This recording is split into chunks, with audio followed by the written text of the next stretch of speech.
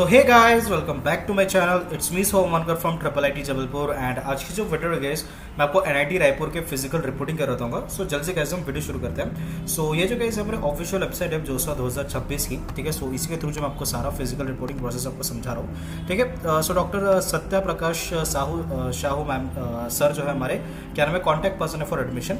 तो आप जो इनको कॉन्टैक्ट कर सकते हो आइदर थ्रू ईमेल आईडी या फिर कॉन्टैक्ट नंबर के थ्रू, अगर आपके कुछ जेन्युइन डाउट्स या क्वेरीज है रिगार्डिंग एडमिशन का, ठीक है। फिर उसके अलावा कुछ आपके इंस्टीट्यूट के बारे में आप कुछ आपकी डिटेल्स दे रखे, आप चाहे तो इनको पढ़ सकते हो, ठीक है। सो अभी मुद्दे पे आते हैं। अगर बात करेंगे एनआईटी रायपुर के फिजिकल रिपोर्टिंग की, तो कैसे करना है वो मैं आपको समझा देता हूँ, ठीक है। सो ब्राउजर पे जाओ और यहाँ पे आप डालो एनआईटी रायपुर फिजिकल रिपोर्टिंग 2026। सो जैसे कि आप ये डालोगे तो आपको जो है एनआईटी रायपुर वाली जो लिंक है आपको क्लिक करनी पड़ेगी, ठीक है। सो सॉरी, ये जो है एमएससी वाले का, ठीक है। कहा गया ये वाली लिंक जो है ना एनआईटी रायपुर की, वो आपको क्लिक करनी पड़ेगी, ठीक है। एंड इसके अलावा गाइस आपको नीचे जाना पड़ेगा एंड यहाँ पे आपको एडमिशन्स एंड फीस स्ट्रक्चर पर आपको क्लिक करना पड़ेगा, ठीक है। सो यहाँ पे अगेन आपको यूजी एडमिशन पर क्लिक करना है एंड यहाँ पे आपको सारी डिटेल्स आपको दे रखी है, ठीक है। सो अभी इसमें आप देखो सीट इंटेक, जोसा बिजनेस रूल, जोसा का शेड्यूल, ये सब बताने की जरूरत नहीं है। अभी मैं मुद्दे पे आता हूँ कि इन्फॉर्मेशन बुलेटिन आपको दे रखा है जोसा और सीएससीबी का, वो मैं आपको यहाँ पे समझा देता हूँ, ठीक है।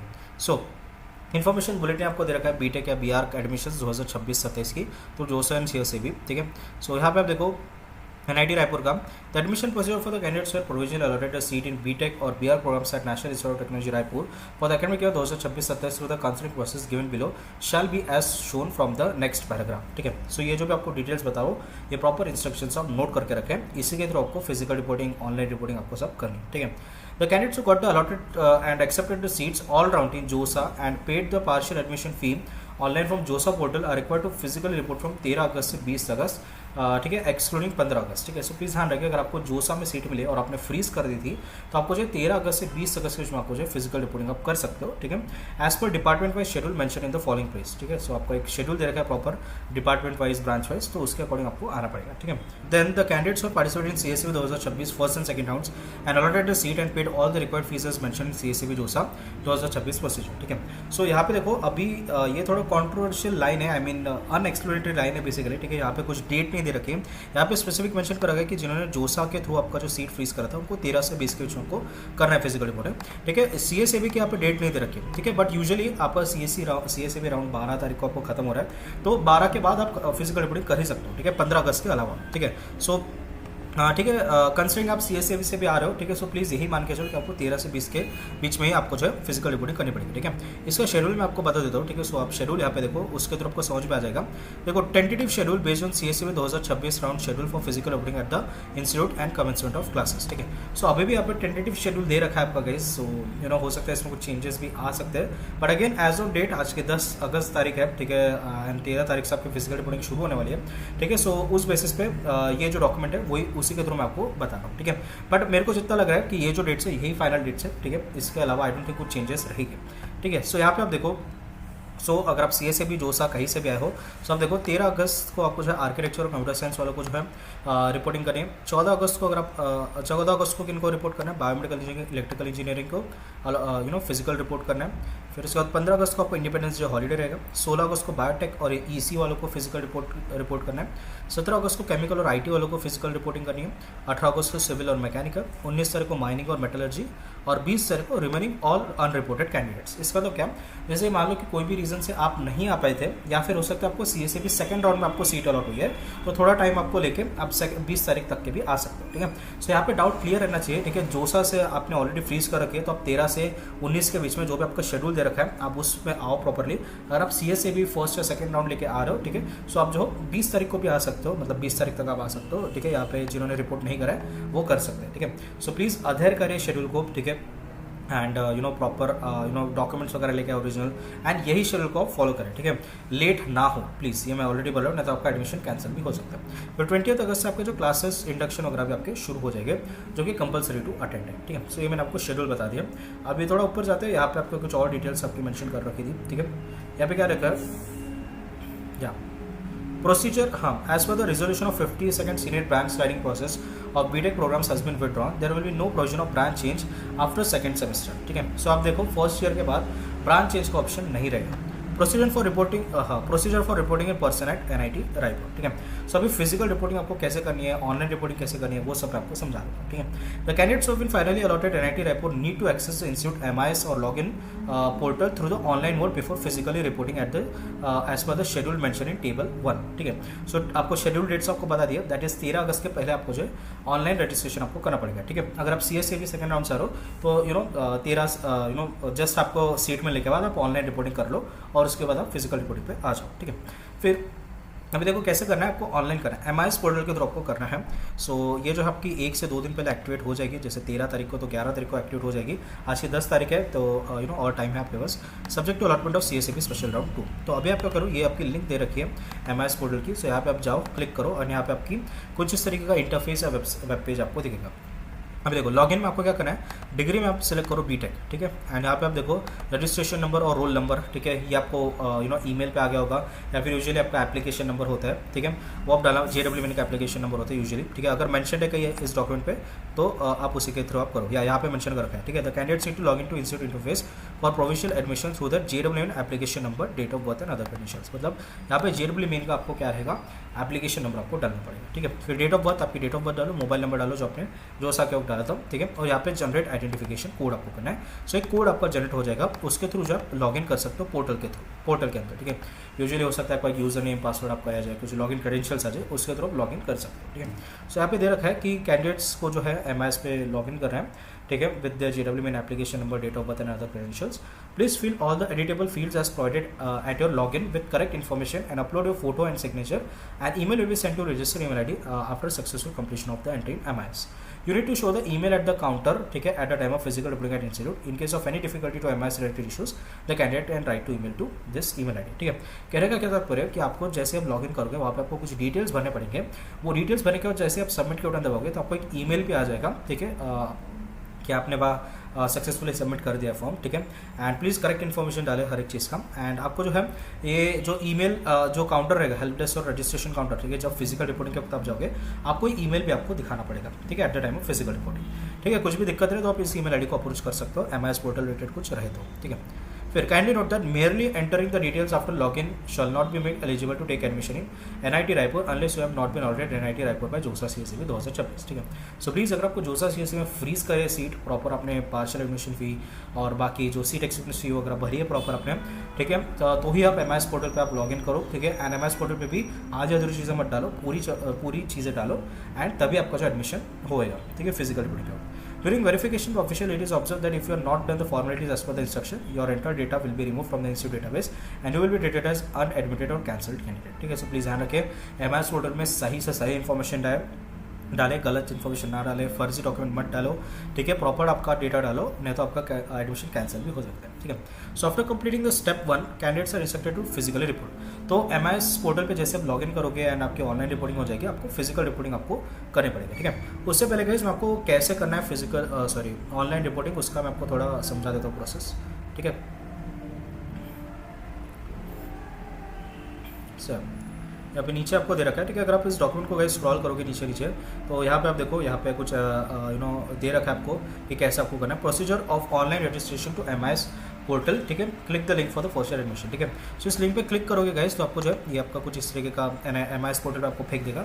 आपको ऑलरेडी लॉगिन कैसे करना है वो तो मैंने आपको बता ही दिया, ठीक है। आपकी रजिस्ट्रेशन नंबर, आपका JEE एप्लीकेशन नंबर डालो, ठीक है, DOB डालो, मोबाइल नंबर डालो एंड आइडेंटिफिकेशन कोड जनरेट करो, उसके थ्रू आप लॉगिन कर सकते हो। जैसे आप लॉगिन करोगे गाइस पोर्टल पे तो आपका कुछ इस तरीके का इंटरफेस दिखेगा। कैसा दिखेगा? कुछ इस तरीके का इंटरफेस दिखेगा, ठीक है, जहाँ पे आपके personal details, bank details, address details, photo and signature details, final declaration and submission, ये सब आपको दिखेगा। तो proper guys personal details, bank details, address detail, photo signature सब प्रॉपर डालो गाइस, ठीक है, ठीक है। जो भी आपकी सही इन्फॉर्मेशन है वो डालो, एक प्रॉपर चेक करते रहो, ठीक है, सेव करते रहो, सबमिट मत दबाओ, सेव करते रहो and final declaration and submit के बटन जब दबाने जाओगे एक बार पहले प्रॉपर एक बार रिव्यू या प्रीव्यू कर ले और तभी सबमिट के बटन आप दबाएं, ठीक है। सो यहाँ पे आप देखो, जैसे आप ये सबमिट की एप्लीकेशन दबाओगे ये मॉडिफाइड या ठीक है एडिट नहीं हो सकता है, ठीक है, एंड इसी के थ्रू आपका एडमिशन फिजिकल रिपोर्टिंग को आपका माना जाएगा रिपोर्ट, ठीक है। सो प्लीज़ गलत आपकी चीज़ें मत भरो, ठीक है। या and please bank details guys, अगर आपका स्टूडेंट का बैंक नहीं है तो प्लीज़ अभी बना ले, अभी भी टाइम है। प्रॉपर एक आपका मोबाइल नंबर, आप ठीक है एक सिम कार्ड खरीदो कैंडिडेट के नाम का, प्रॉपर बैंक अकाउंट बना रहा हो, ठीक है। It's a high time, student का होना बहुत ज़्यादा ज़रूरी है, बैंक और मोबाइल नंबर, ठीक है। तो ये तो आपको समझ गया। सिंपली इस पर आपको क्या करना है, एमआईएस पोर्टल पे लॉगिन करना है, कुछ आपके डिटेल्स मांगेंगे वो आपको भरना है, ठीक है।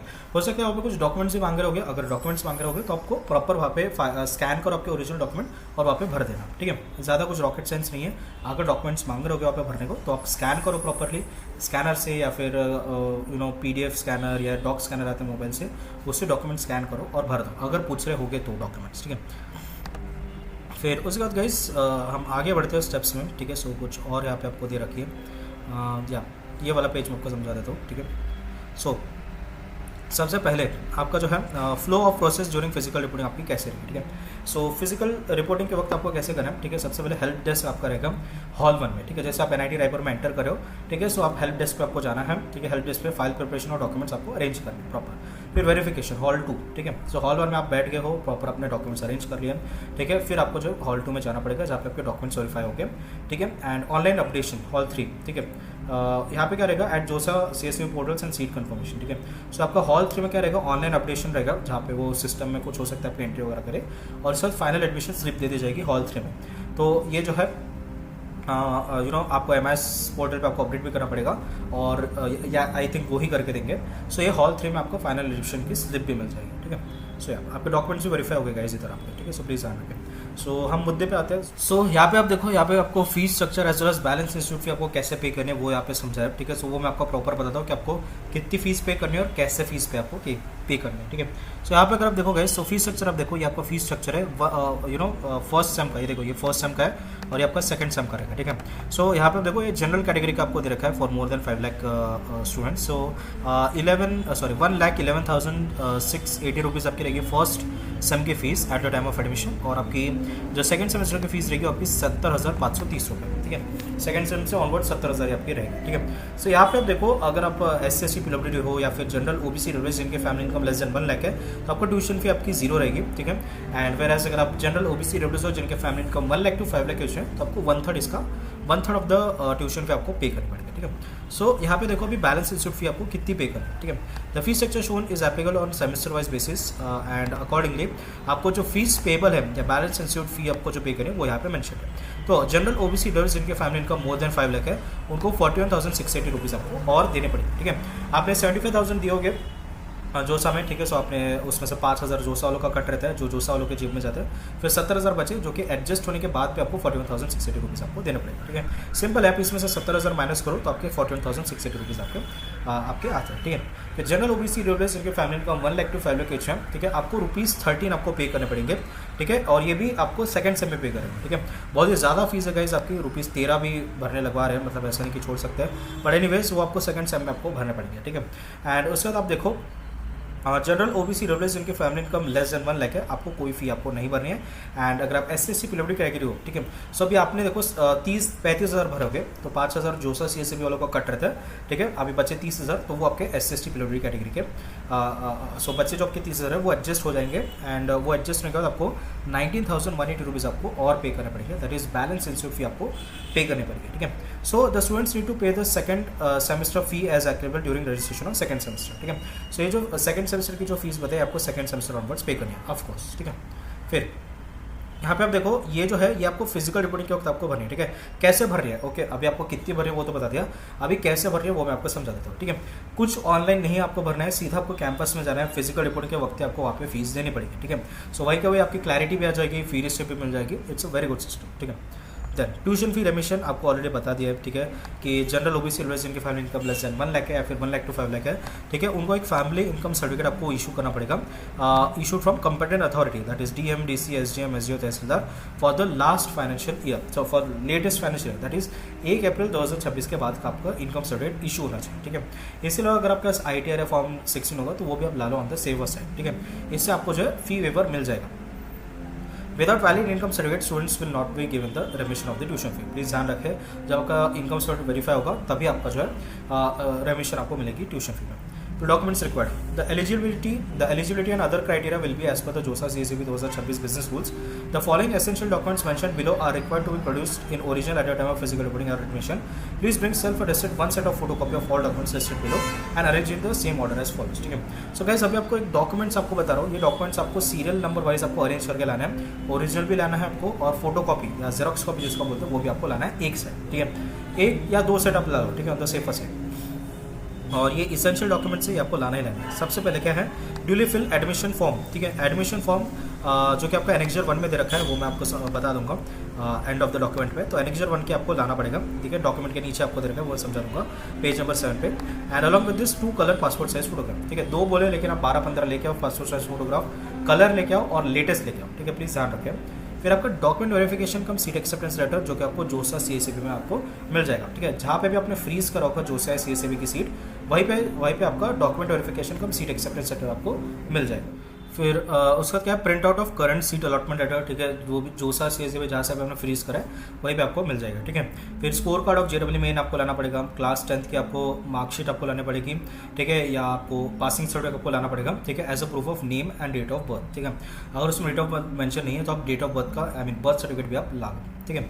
अगर उसमें मेंशन नहीं है तो passing certificate and marksheet of 12th standard. ठीक है. 12th स्टैंडर्ड की मार्कशीट और पासिंग सर्टिफिकेट आप ला लो. ठीक है. Certificate of OBC general SC/ST category. ठीक है. Issued by company authority in the prescribe format can be download from. ठीक है. अब देखो आपको अगर आप SC/ST जनरल EWS या फिर OBC कैटेगरी हो आपको कैटेगरी सर्टिफिकेट लानी होगी. प्रॉपर सेंट्रल गवर्नमेंट के फॉर्मेट है या जोसा के फॉर्मेट में. ठीक है. सेम ही है. सो इसका जो फॉर्मेट है मैं एंड ऑफ द वीडियो में आपको बता दूँ तो यही फॉर्मेट आपको लाना पड़ेगा. ठीक है. यहाँ पे नोट आप देखें, अगर आप OBC या जनरल EWS कैटेगरी के हो तो आपको जो है लेटेस्ट 1 अप्रैल 2026 के बाद का आपको इशू होना चाहिए डॉक्यूमेंट. ठीक है. एंड अगर आप OBC NCL हो certificate should clearly mention that candidate belongs to non creamy layer. ठीक है. The candidate belongs to non creamy layer. ये भी प्लीज़ आप ध्यान रखें. ठीक है. जो सर्टिफिकेट रहेगा वो नॉन क्रीमी लेयर में आपका रहना चाहिए. The candidate submitting the caste certificate SC/ST OBC need to verify their correct caste name in the state wise central list of SC/ST OBC as given on website. ठीक है. सो ये जो guys यहाँ पे प्रॉपर वेबसाइट आपको दे रखा है. तो ST कैटेगरी का आपको देखो दे रखा है. चलिए ओपन नहीं हो रहा है. ठीक है. कुछ और ट्राई करते हैं. फॉर SC कैटेगरी हम ओपन करते हैं तो अच्छा ये भी ओपन नहीं हो रहा है. ठीक है. बट एनीवेज आपका जो लाइक कैटेगरी सर्टिफिकेट है प्रॉपर आपके जो है वेरीफाइंग ऑफिसर्स के साथ होना चाहिए. ठीक है. वो चीज़ आप ध्यान रखें. ठीक है. एंड इसकी डिटेल्स आपको इस लिंक पे मिल जाएगी. ये मेरे एंड से तो नहीं खुल रहा है. अगर आपके एंड से खुल रहा है तो प्लीज़ आप खोल लें. एंड प्लीज़ ज़्यादा चिंता मत करें. आपका जो कैटेगरी सर्टिफिकेट होना चाहिए ठीक है आपका जोसा या सेंट्रल गवर्नमेंट के फॉर्मेट होना चाहिए. ठीक है. प्लीज़ आप ध्यान रखें. एंड और एक चीज़ यहाँ पे मैं बताना चाहूँगा गाइस, अगर आप महाराष्ट्र से हो ठीक है सो आप एक कास्ट वैलिडिटी भी ला लो. अगर होगी आपके पास तो आप ला लो ऑन द सेफर साइड. बाकी NITs भी मांगते हैं. ठीक है. सो यहाँ पे हालांकि मेंशन नहीं है बट अगर आपके पास होगी तो आप ला लो. ठीक है. एक पन्ना कैरी करने में आपका कितना ही वजन पड़ेगा. ठीक है. एंड प्लीज़ ध्यान रखिए अगर आप EWS OBC कैटेगरी हो लेटेस्ट 1 अप्रैल 2026 का आपका कैटेगरी सर्टिफिकेट होना चाहिए. ठीक है. और ये जो कहने का तात्पर्य ये है कि जो आपका इशूइंग ऑफिसर है ना वो प्रॉपर होना चाहिए. ठीक है. जैसे तहसीलदार वगैरह होता है. ठीक है. सो उसके थ्रू आपका होना चाहिए. ठीक है. एंड जोसा या आपके सेंट्रल गवर्नमेंट फॉर्मेट में आपका होना चाहिए जो कि मैं एंड ऑफ द वीडियो में आपको बता दूँ. फिर सर्टिफिकेट ऑफ PWD, अगर आप PWD हो तो आपको UDIT आपको सर्टिफिकेट आपको लगेगा. ठीक है. टेस्ट भी हो सकती है प्रोबेबली. देन मेडिकल सर्टिफिकेट आपको लाना पड़ेगा जोसा CACB के फॉर्मेट में. ठीक है. जो कि एंड ऑफ द वीडियो में आपको बता दूंगा. फिर transfer certificate, school leaving certificate और आपको कैरेक्टर सर्टिफिकेट आपको लाना पड़ेगा. ठीक है. सो TC माइग्रेशन कैरेक्टर सर्टिफिकेट ये आपको लाना पड़ेगा. ओरिजिनल एज वेल एज आप जो इसकी जेरोक्स कॉपी लाओ. जो भी आपको डॉक्यूमेंट्स बोले आपको original as well as photo copy या जेरोक्स कॉपी आपको लानी है. ठीक है. एंड प्लीज़ ध्यान रखिए जहाँ से भी अपने 12th करा है ठीक है वहीं से आपको जो है मतलब 12th जहाँ से भी करें वहीं से आपको ये सब मिल जाएगा. ठीक है. देन उसके बाद देखो आधार कार्ड कंपलसरी आपको लाना है. The next is income certificate. ठीक है. सो मान लो अगर आप जनरल OBC EWS हो जिनके family income less than 1 lakh है या फिर 1 लाख टू 5 लाख एच में तो उनको प्रॉपर एक आपका क्या रहेगा इनकम सर्टिफिकेट आपको लाना पड़ेगा. ठीक है. सो वो जो आपका DM DC SDM SDO तहसीलदार से आपका जो है इशू होना चाहिए प्रॉपरली. ठीक है. एंड यहाँ पे आप देखो एक चीज़ ध्यान रखें लेटेस्ट होना चाहिए दैट इज 1 अप्रैल 2026 के बाद का आपका होना चाहिए. ठीक है. तो उसी के वो अगर आपका सही रहेगा तो ये आपको फी रेमिशन मिलेगा. ट्यूशन फी रेमिशन आपको मिलेगा. ठीक है. फिर सॉफ्ट कॉपी ऑफ फॉर्मल करो white background passport size photograph. ठीक है. 50 to 100 KB and soft copy of signature in size. 20 KB to 50 KB if already upload in institute in MS portal then not required, ठीक है। सो आप जो है physical hard copy तो लानी है आपको इसकी पासपोर्ट साइज फोटो की, कलर और लेटेस्ट वाइट बैकग्राउंड में, प्लस आपको जो स्कैन कॉपी भी आपको डालनी पड़ेगी, ठीक है। सो प्लीज़ ध्यान रखिए, अगर आप MS पोर्टल पे आप डाल रहे हो तो ये जो आपको MS पोर्टल का सब आपको जो कहानी बताई थी, यहाँ पे लॉगिन करने के बाद आपको वहाँ पे डिटेल्स पूछेंगे, वहाँ पे फोटो और सिग्नेचर अपलोड करने को आएगा, तो ये प्रॉपर इसी साइज़ में आपकी फाइल साइज़ होनी चाहिए, ठीक है। और उसके बाद आप देखो, अगर आपने ऑलरेडी कर दिया तो इसकी ज़रूरत नहीं है।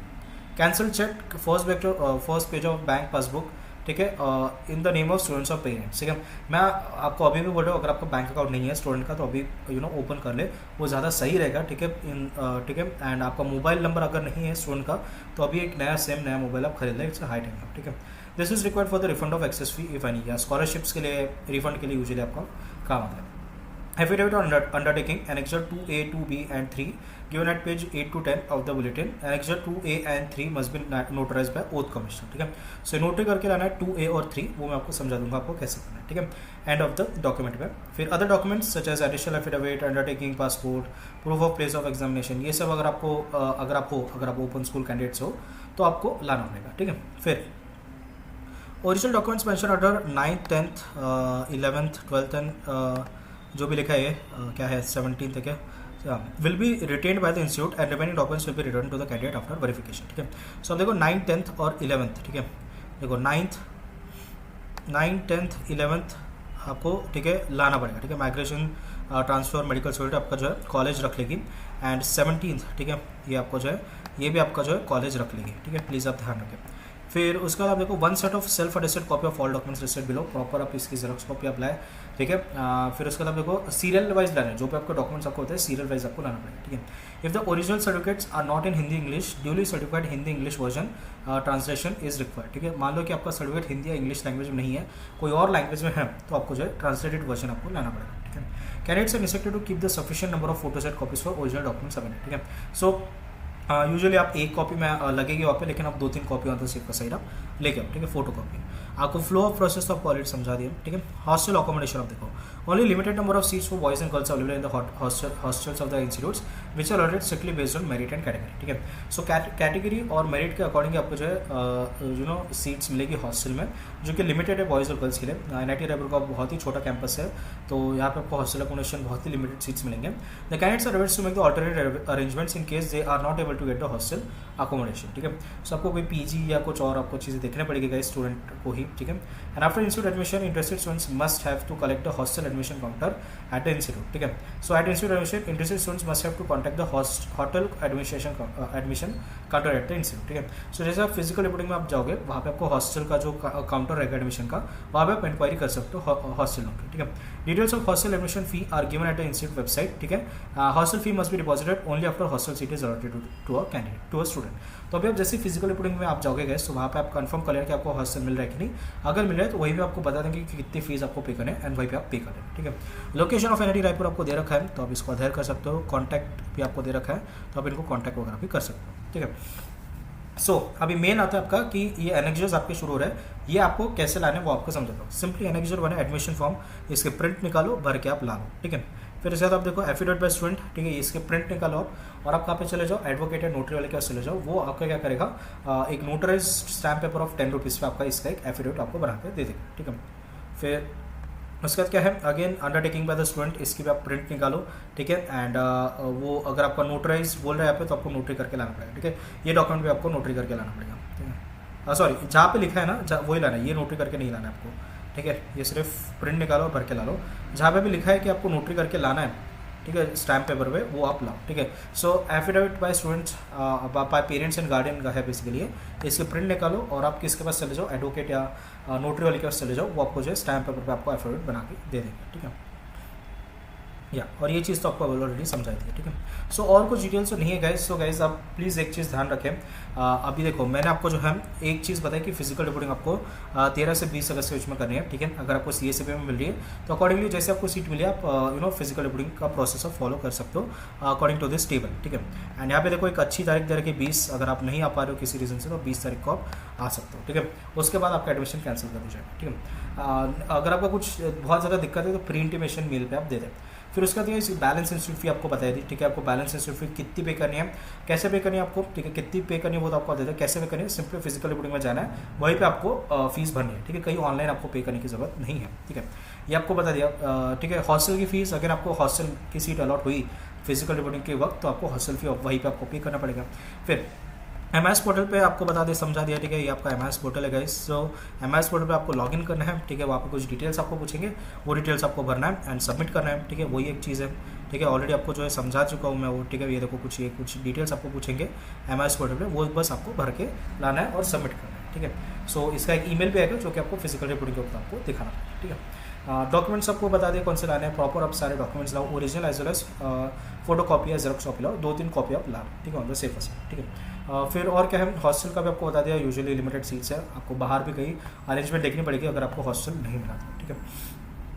इसके अलावा तो और कुछ बताने लायक नहीं है गाइस, ठीक है। आप जो है इस वेबसाइट पे, जो हमारी नोटिफिकेशन वाली वेबसाइट है, उस पर आप बने रहे, ठीक है। वहीं पे आपके जो है सारी डिटेल्स आपको मिलते रहेंगे, ठीक है। कुछ आपके क्लासेस का शेड्यूल, ठीक है, एकेडमिक कैलेंडर, ठीक है। जैसे देखो अगर मैं आर्काइव पे क्लिक करता हूँ ना तो देखो कितने सारे चीज़ें और आने के बाकी है। जैसे आप यहाँ पे देखो इंडक्शन प्रोग्राम का शेड्यूल आपको दे रखा है, ठीक है। फिर आपका जो है इंडक्शन कैसे होगा, आपका क्लासेस का शेड्यूल, ठीक है, एकेडमिक आपका जो रहेगा कैलेंडर, वो सब आपको दे रखा है। तो और इतने आने के बाकी अभी भी, ठीक है। सो ये जो है बस बहुत ही कम चीज़ें यहाँ पे मेंशन है और आते जाएंगे इस पोर्टल पे। इसके अलावा गाइस आप जो है ईमेल भी चेक करते रहे, ठीक है। आपका जो ईमेल है, ईमेल चेक करते रहे, कुछ ना कुछ ईमेल्स आपको आते रहेंगे, ठीक है। एंड प्रॉपर आपको जो है सब चीज़ें यहाँ पे देखते रहने पड़ेगी, ठीक है। एंड और तो कुछ नहीं गाइस मेरे पास बताने के लिए, ठीक है। हाँ, और एक चीज़ है जो बता सकते हैं, आपके फॉर्मेट्स अभी आपको बता देता हूँ, ठीक है। बेसिकली मैं आपको जनरल डॉक्यूमेंट्स आपको बता रहा हूँ जो कि वैलिड रहते हैं at the time of physical reporting at IITs, NITs, IIITs और GFTS, ठीक है। सो जो डॉक्यूमेंट्स आपको बताया NIT रायपुर के वेबसाइट के थ्रू वो तो आपको लाने ही लाने, ठीक है। उसके अलावा गाइस ये ऑन द सेफर साइड आप ला लो जो मैं आपको बता रहा हूँ, ठीक है। सो ये सब डॉक्यूमेंट्स जनरल है, ठीक है, ये आप एक बार सुन लो, ठीक है। सो गाइस अभी मैं आपको जनरल डॉक्यूमेंट्स बता रहा हूँ जो कि आपके कॉमन रहेंगे IITs, NITs, IIITs और GFTI के एडमिशन के लिए, चाहे आप जो से है CSAP कहीं से अगर आप एडमिशन ले रहे हो तो, ठीक है। सो यहाँ पे अगर आप देखो गाइस, यहाँ पे मैंने आपको डॉक्यूमेंट टाइप और टाइटल आपका मेंशन कर रखा है। सो सबसे पहले जो इंपॉर्टेंट डॉक्यूमेंट आपको लानी है आपकी ओरिजिनल प्रोविजन एडमिशन लेटर या अलॉटमेंट लेटर या ऑफर लेटर, ठीक है। सो ये जो है ये आपको कहाँ से मिलेगा, जैसे आपको सीट अलॉट होगी जो से है CSAP में, वही भी आपको ऑप्शन आएगा डाउनलोड का। तो आपको ये जो है एडमिशन लेटर, अलॉटमेंट लेटर या ऑफर लेटर जो कुछ है वो आपको लाना पड़ेगा, ठीक है। ओरिजिनल आप इसकी कलर प्रिंट आउट निकालो और उसकी जेरोक्स कॉपी भी आप साथ में रखो, ठीक है। जेरोक्स कॉपी जो भी मैं आपको मेंशन कर रहा हूँ यहाँ पे, आपको 2 या 3 कॉपी आप रखो साथ में, ठीक है। सो यहाँ पे अगर आप देखो नेक्स्ट जो डॉक्यूमेंट आता है आपका JEE मेन का, JEE मेन या JEE एडवांस का आपका स्कोर कार्ड है, एडमिट कार्ड, ठीक है। सो आपका जो भी स्कोर कार्ड और एडमिट कार्ड होगा JEE एडवांस या मेन का, वो आपको लाना पड़ेगा ओरिजिनल, कलर प्रिंट आउट निकालो एज वेल एज उसकी जेरोक्स कॉपी भी आप रखो साथ में, ठीक है, 2-3 कॉपी। देन उसका आपका क्लास 10th की मार्कशीट, ठीक है, चाहे आप सेंट्रल बोर्ड CBSE से हो या आप स्टेट गवर्नमेंट बोर्ड से हो, कोई भी बोर्ड से आपको class 10th as well as class 12th की भी आपको मार्कशीट लगेगी, both original as well as xerox copy आप निकालो, ठीक है, 2-3 कॉपी आप रखो साथ में। देन अगर आप लाइक स्कूल या कॉलेज जहाँ से भी अगर आप पास आउट हो गए, ठीक है, वहाँ से आपको transfer certificate, character certificate, migration certificate, ये 3 आपको सर्टिफिकेट आपको ओरिजिनल लाने पड़ेंगे एज वेल एज आप उसकी क्या करो, जेरोक्स कॉपी ला लो, 2-3 कॉपी, ठीक है।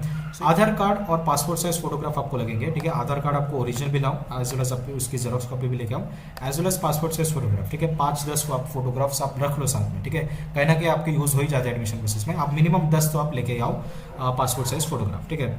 कलर लेके आओ, ओरिजिनल लेके आओ, अच्छे लेके आओ, ठीक है। Then receipt of balance fee payment और एनी अदर पेमेंट्स, ठीक है। सो आपने जो सा CSAP में जो भी आपका एडवांस पेमेंट या जो भी अपने पैसे भरोगे ना, उसकी प्रॉपर रिसिप्ट का प्रिंट आउट लेके आओ, ठीक है। एंड बैलेंस फी कैसे होगी, जैसे ही आप, ठीक है, एडमिशन करोगे वहाँ पे आपको बैलेंस फी पे करनी पड़ेगी फर्स्ट सेमेस्टर की, ठीक है। सो वो जो भी आप पेमेंट कर रहे हो उसका भी प्रॉपर आप जो है रिसिप्ट रखो साथ में, वो भी आपको ओरिजिनल और जेरोक्स कॉपी आप लेके आओ, 2-3 कॉपी, ठीक है। देन नेक्स्ट जो आता है हमारा एंटी रैगिंग और एंटी ड्रग डिक्लेरेशन फॉर्म, ठीक है। ये जो है ये आपको जो है प्रॉपर एक फॉर्मेट में आपको लाना पड़ेगा, ठीक है, और वो भी स्टैम्प पेपर पे 50 रुपए के, ठीक है। सो ये कैसे, इसका जो फॉर्मेट है, एक तो आपको जो समय अवेलेबल होगा, ठीक है, यूजुअली नहीं होगा उस पर, बट आपके जो कॉलेज का जो फॉर्मेट होगा उस हिसाब से आपको लाना ही पड़ेगा ये एंटी रैगिंग या एंटी ड्रग डिक्लेरेशन फॉर्म, ठीक है। सो ये होता क्या है एंटी रैगिंग एफिडेविट फॉर्म, ये बेसिकली आपकी किसी एक डिक्लेरेशन लेते हैं कि आप रैगिंग या ड्रग नहीं करोगे, ठीक है। सो आपको क्या करना पड़ेगा, आप सिंपली कैसे लाना है आपको, ठीक है। आप क्या करो, फॉर्मेट ले लो आपके, ठीक है, कॉलेज के वेबसाइट से। वो फॉर्मेट आप क्या करो, वो फॉर्मेट आप लेके जाओ किसके तरफ, नोटरी वाले के पास, ठीक है। जो एडवोकेट होते हैं, ठीक है, उनके पास लेके जाओ। वो नोटरी वाले होते हैं, वो नोटरी वाले क्या करते हैं, स्टैम्प पेपर पे आपको 50 रुपए के स्टैम्प पेपर पे आपको ये एफिडेविट बना के दे देंगे, ठीक है। ध्यान रखिए, स्टूडेंट का भी लाना है और पेरेंट का भी आपको लाना है, ठीक है। अगर आपका कॉलेज बोल रहा है कि सिर्फ स्टूडेंट का चाहिए तो आप सिर्फ स्टूडेंट का लाओ। अगर वो दोनों मांग रहा है तो आपको दोनों लाने पड़ेंगे। एज पर कॉलेज ये वैरी करता है, बट यूजुअली आपके दोनों लाने पड़ते हैं, ठीक है। कुछ कुछ कॉलेज मांगते भी नहीं है, अगर आपके डॉक्यूमेंट लिस्ट में मेंशन नहीं है तो ये लाने की जरूरत नहीं है, ठीक है। बट यूजुअली मोस्ट कॉलेज आपके ये प्रेफर करते हैं मांगने के लिए, ठीक है। फिर anti drug declaration form, usually भी एक ऑनलाइन वेबसाइट होती है एंटी ड्रग डिक्लेरेशन की, वो भी आपको फर्दर वीडियो में बताऊंगा। या फिर अगर इसका कुछ फॉर्मेट है स्पेसिफिक आपका जोसा या फिर आपके कॉलेज के वेबसाइट पे, आपको वो लाना पड़ेगा, ठीक है। देन उसके अलावा गाइस नेक्स्ट जो आपका मेडिकल सर्टिफिकेट, ठीक है। ध्यान रखिए, मेडिकल सर्टिफिकेट आपको लाना पड़ेगा एज पर जोसा फॉर्मेट ओनली, ठीक है। इसका फॉर्मेट मैं आपको बताता हूँ। सो ये प्रॉपर आपका जो है मेडिकल प्रैक्टिशनर या आप बोल सकते हो डॉक्टर से आपको प्रॉपर इशू करवा के लाना पड़ेगा, ठीक है। लेकिन अगर आप जोसा या CSAB से आ रहे हो तो आपको यही फॉर्मेट पे आपको लाना पड़ेगा, ठीक है। सो ये देखो, ये फॉर्मेट है हमारा मेडिकल सर्टिफिकेट का। सो यहाँ पे आप देखो, ये मेडिकल सर्टिफिकेट का फॉर्मेट है। प्रॉपर इसकी कलर प्रिंट निकालो, ठीक है, और आपके डॉक्टर से इसको साइन करा के ला लो, ठीक है। प्रॉपर यहाँ पे आपके डिटेल्स होने चाहिए, हाइट, वेट, कुछ बीमारी वगैरह क्या, वो सब यहाँ पे आप मेंशन करो, ठीक है। एंड जो ऑनेस्ट है वही आप लिखो, ठीक है। सो इसकी ओरिजिनल और जेरॉक्स कॉपी भी आप ला लेना। देन नेक्स्ट जो आता है गाइस हमारा कैटेगरी सर्टिफिकेट आता है, ठीक है। कैटेगरी सर्टिफिकेट बहुत इंपॉर्टेंट चीज़ है। अगर आप OBC, SC, ST या EWS कैटेगरी से हो, प्रॉपर आपका कैटेगरी सर्टिफिकेट होना चाहिए in the central government format which should align with जोसा CSAB फॉर्मेट, ठीक है। अभी और एक चीज़ ध्यान रखो, अगर आप OBC EWS कैटेगरी के हो तो आपका इशू जो सर्टिफिकेट है, आपका जो कैटेगरी सर्टिफिकेट है, वो 1 अप्रैल 2025 के बाद का होना चाहिए, ठीक है, ऑन और आफ्टर 1 अप्रैल 2025, ठीक है। सो इसमें अगर आप देखो, अगर आप स्टेट गवर्नमेंट का अगर आप फॉर्मेट लाते हो कैटेगरी सर्टिफिकेट तो यूजुअली एक्सेप्टेबल नहीं होता है, आपको सेंट्रल गवर्नमेंट का फॉर्मेट ही लाना पड़ेगा। एंड ध्यान रखिएगा गाइस, अगर आपके पास है ये स्टेट गवर्नमेंट का कैटेगरी सर्टिफिकेट, वो भी आप साथ में रख लो, ठीक है। बट यूजुअली आपका जोसा सेंट्रल गवर्नमेंट फॉर्मेट में होना चाहिए, ठीक है। एंड इसके फॉर्मेट में अभी आपको बता रहा हूँ। सो सबसे पहले अगर आप जनरल EWS कैटेगरी के हो तो आपको क्या करना पड़ेगा, ये एक फॉर्मेट दे रखा है प्रॉपर जोसा ने, ये फॉर्मेट में ही आपका सर्टिफिकेट होना चाहिए, ठीक है, प्लीज ध्यान रखें। देन अगर आप SC ST कैटेगरी के हो तो आपका ये फॉर्मेट है, ठीक है, ये SC ST कैटेगरी का फॉर्मेट है, इसी फॉर्मेट में आपका कैटेगरी सर्टिफिकेट रहना चाहिए, ठीक है। देन अगर आप OBC NCL कैटेगरी के हो सो ये आपका जो है कैटेगरी सर्टिफिकेट रहेगा, इसी फॉर्मेट में आपका रहना चाहिए।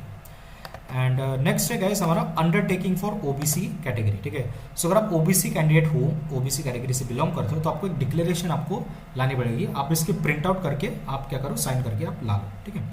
देन प्लीज ध्यान रखिए, सेंट्रल गवर्नमेंट फॉर्मेट जोसा के फॉर्मेट से ही होना चाहिए, जो मैंने आपको अभी दिखाया, ठीक है। देन कास्ट वैलिडिटी, ठीक है, ये आपके महाराष्ट्र स्टूडेंट्स के लिए एप्लीकेबल रहता है। अगर आप कोई और स्टेट से और अगर आपके पास कास्ट वैलिडिटी है तो आप ला सकते हो ऑन द सेफर साइड, ठीक है। सो यहाँ पे कास्ट वैलिडिटी महाराष्ट्र स्टूडेंट्स के लिए बहुत ही मैंडेटरी है। ये वो फॉर्मेट है सेंट्रल गवर्नमेंट का आपका जोसा का, और ये सिर्फ NIT+ सिस्टम के लिए, ठीक है, ध्यान रखें।